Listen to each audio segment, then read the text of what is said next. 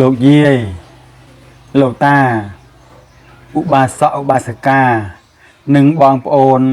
ពុទ្ធបរិស័ទមានដែលសង្កេតមើលនៅក្នុងពុទ្ធសាសនានាសម័យពុទ្ធកាលទេថាហេតុអ្វីបានជាសម័យនោះព្រះភិក្ខុសាវកដែលជាអ្នកបានចេះចាំចំណាំស្ទើតនៅក្នុងគម្ពីរអដិកាធម៌វិន័យឬក៏ជាភិក្ខុសាវកដែលលោកសម្រេចនៅអរិយញាណជា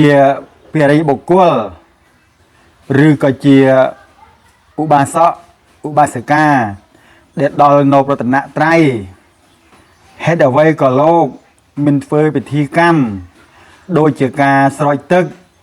ប្រក់ព្រំចងខ្សែដៃចាយន្តគាថាបក់ផ្លិតភ្លុំទឹកភ្លុំប្រេងកាឡាអីផ្សេងហ្នឹងដោយសារអ្វីអញ្ចឹងនេះវាជាប់តាកតងនឹងរឿងពហុសោតនឹងភាពចេះដឹងនឹងឯងនៅក្នុងសម័យនៃព្រះពុទ្ធកាលព្រះភិក្ខុសាវកទាំងអស់អ្នកដែលដល់នៅរតនត្រ័យជាទីពឹងទីរលឹកទាំងអស់សុទ្ធសឹងតែជាអ្នកធ្លុះធ្លាយនៅអាចសេចក្តីបញ្ញាជាអ្នកដែលបរិបូរដោយការត្រាស់ដឹងអំពីកាយយើងនេះដឹងអំពីវេទនាដឹងអំពីចិត្តអំពីធម៌ដឹងអំពីបញ្ចក្ខន្ធអញ្ចឹងលោកស្គាល់ច្បាស់អំពីកាយចិត្តវេទនាធម៌នេះច្បាស់ថារបៀបដោះស្រាយសេចក្តីទុក្ខនៃផ្លូវកាយចិត្តនេះមិនអាចសម្រេចបានដោយសារការផ្លុំការធ្វើពិធីកម្មផ្សេងលុះត្រាតែបុគ្គលបានស្ដាប់ថ្នាក់សោតតាមរយៈបញ្ញានឹងបានស្ដាប់ដោយយល់អំពីកាយវេទនាចិត្តធម៌នឹងឯងអញ្ចឹងការងាររបស់ព្រះភិក្ខុសាវកនៅក្នុងព្រះពុទ្ធសាសនានេះហើយអ្នកដែលដល់ព្រះពុទ្ធរតនត្រ័យជាទីពឹងទីរលឹកនេះសំខាន់ណាស់តែធ្វើកិច្ចច្រឡំដោយសារការមិនចេះដឹងហើយក៏ផ្សោះផ្សាយធัวដោយមិនចេះដឹងទៅក្នុងសង្គមទៅវាច្របូកច្របល់ណាវាច្របូកច្របល់វាធ្វើឲ្យខាតប្រយោជន៍នៃការបិទអបាយភូមិនឹងកណាជាតិសង្ខារវត្តនឹងសង្វេគណាស់បងប្អូននិងពុទ្ធបរិស័ទបើយើងដើរខុសផ្លូវកណាបើយើងដើរខុសផ្លូវអញ្ចឹងវាជាប់តាកតូននឹងការចេះដឹងនឹងឯងបងប្អូនពុទ្ធបរិស័ទចំណេះដឹងនិងសេចក្តីកោតក្រែងធម៌វិន័យរបស់ព្រះដ៏មានព្រះភិក្ខនឹងឯងអញ្ចឹងបើព្រះភិក្ខុសាវកយើង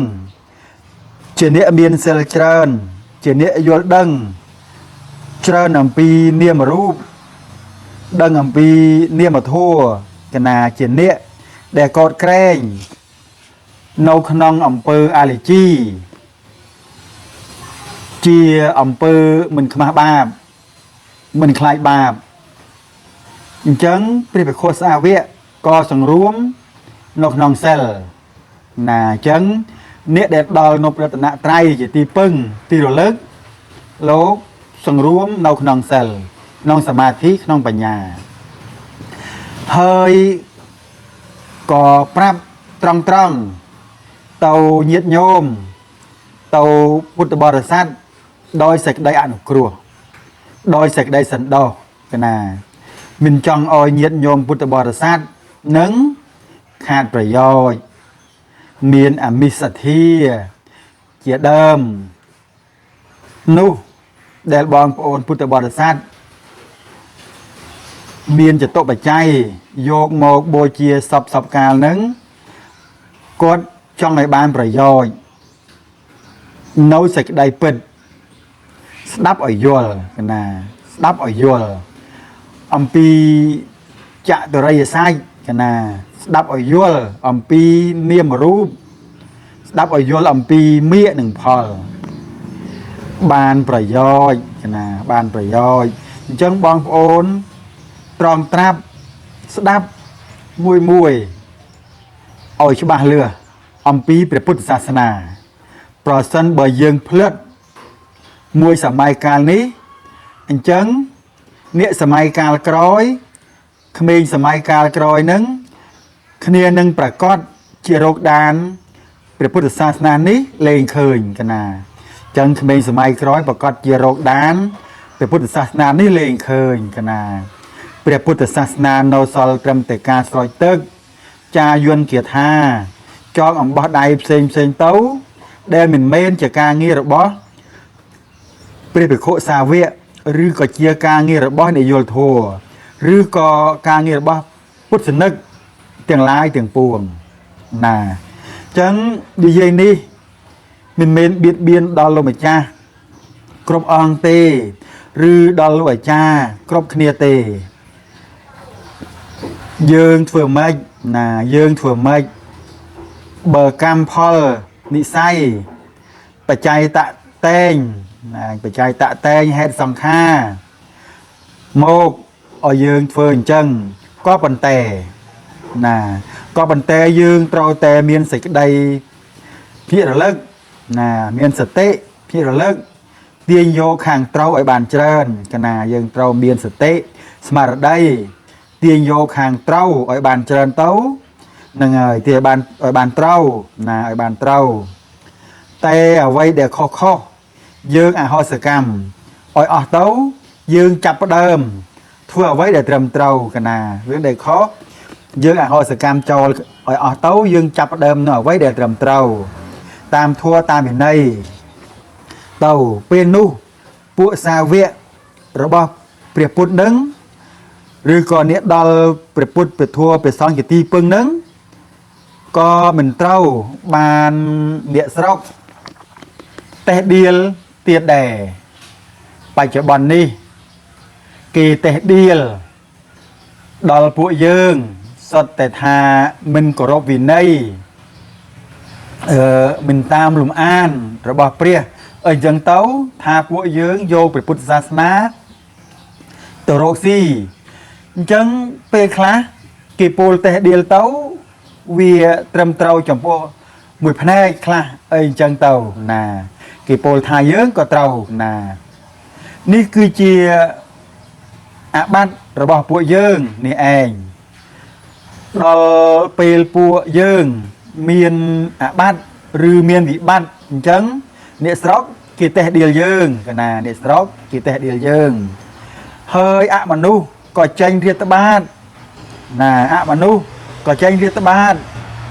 ចេញឧត្តបាទអីអញ្ចឹងទៅពេញណាចេញរាតត្បាតឧត្តបាទពេញស្រុកពេញប្រទេសរបស់យើងកណាអញ្ចឹងពេលនេះគឺមានតែការសង្រួមចិត្តស្ដាប់គ្នាឲ្យបានច្រើន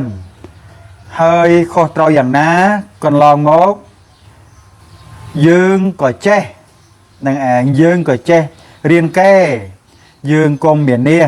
កុំទៅតឹងទឹកទាំងខ្ញុំកណាក្តីទាំងលោកម្ចាស់ក្តីទាំងលោកអាចារ្យក្តីទាំងបរិស័ទក្តីឬក៏ជាពុទ្ធសនិកក្តីនេះសំខាន់ណាស់កណាពន្លឺទងជ័យនៃពិសាសនាតមួយចំនួនគឺពឹងលើលោកម្ចាស់គ្រប់អង្គនឹងឯងកណាលោកបានបួសក្នុងពិសាសនាចឹងអ្នកដែលដល់នៅព្រះរតនត្រ័យជាទីពឹងទីរលឹកយើងជាអ្នកបាននៅគៀកកិតនឹងសាសនាកណាយើងពួលតែធឿត្រង់ណាយើងពួលធឿត្រង់ទាំងអស់គ្នារឿងបានលៀបសការៈមិនបានលៀបសការៈ